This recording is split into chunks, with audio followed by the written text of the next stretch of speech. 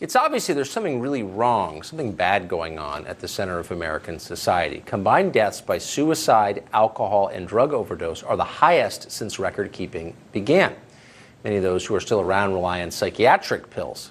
The cause is not a big mystery. In a world without meaningful work, many people feel lost and miserable. Work is central to the way people feel about themselves. People need a purpose. Automation is likely to make this crisis much worse. Young pioneer Alexandria Ocasio-Cortez says she's excited, though. We should be thrilled we're about to lose our jobs. Listen. We should not be haunted by the specter of being automated out of work, right? We should not feel nervous about, the toll booth collector not having to collect tolls anymore. We should be excited by that. But the reason we're not excited by it is because we live in a society where if you don't have a job, you are left to die. So this is coming, and she's right to say that it's coming. She's honest enough to admit it's coming, but how odd to think it isn't a crisis that it's coming. According to Ocasio-Cortez, the upside is we will tax the robots. Bill Gates has talked about taxing robots at 90%. And what that means, what he's really talking about is taxing corporations at 90%. But it's easier to say tax a robot.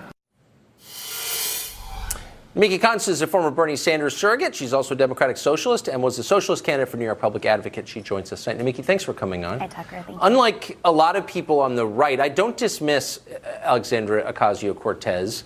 I don't think everything she says is wrong. I admire the fact that she's brave enough to say what she thinks, and I think she says interesting things. So I want to take this point seriously. She's right that automation could eliminate a lot of jobs. That seems like a tragedy to me. She seems to dismiss it as no big deal. Why shouldn't we be really worried about that? Well, I think I wouldn't say that she's dismissing it as no big deal. I mean, she said that it really comes down to economics. I mean, our system, and she's a Democratic socialist, I'm a Democratic socialist, and essentially that means that more democracy is brought to our government and to our economic models and our economic system. Right now, we have a system where there are very few who are profiting off of illness, very few who are profiting off of debt, and very few who are profiting off of automation, which is essentially putting people out of work. Right. If we build an economic system that, innovates with innovation should not be at the expense of jobs. We need to innovate, otherwise we would be in horse and buggies, right? Of course. But it doesn't mean at the expense of a labor force, which ultimately hurts creativity. When fewer people are able to innovate because they cannot, they're working 3 or 4 jobs, that hurts business, that hurts small businesses, that hurts our ability to innovate as a society, that hurts society as a whole. But we need to make sure that when we are innovating, we are also protecting workers. We're making sure people have benefits. We're making sure people can pay off their debt. And when you have a system, an economic system of capitalism, this late stage capitalism we have now, where very few are making an extraordinary amount of money off of exploiting workers or keeping people unemployed or in debt. So I actually agree with the majority of what you said. I'm just not sure, and I'm concerned about a system where a smaller number of people get a larger percentage of the shares. It makes your society unstable, obviously, and it is unstable as a result. Right. I just don't understand her point about automation.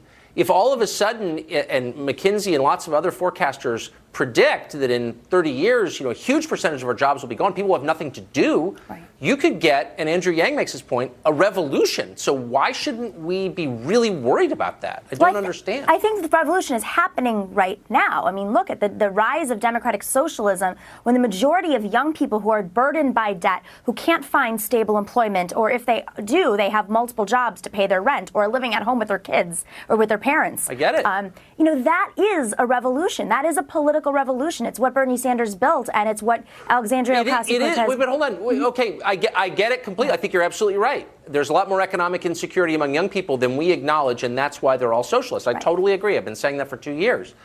I just think we need an answer to that, and the answer is not we're just going to pay you $1,000 a month to cool out and smoke weed.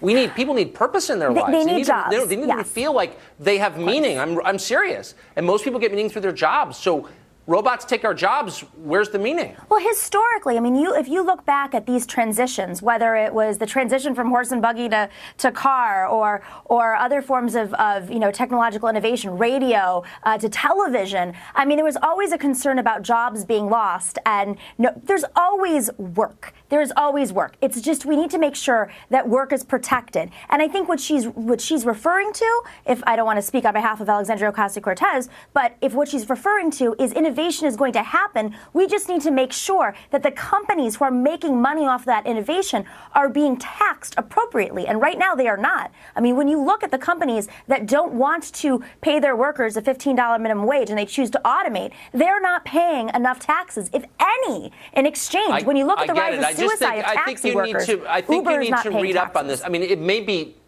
that there just aren't jobs. And no, that that would be very bad. I think that, listen, there are always going to be jobs. We have to essentially innovate with new job creation. There are going to be architects, there are going to be scientists, there are going to be lawyers. And the more educated society gets, now, of course, millennials are a very overeducated generation, but they don't have the jobs to match their education. We've just agreed more than we've ever agreed ever in the You're a Democratic Socialist now, you got to the point where there's going to be more lawyers, and I thought, I'm out. I'm not for more lawyers. That's one thing I'm definitely not for. I'm not for more lawyers either. We're out of time.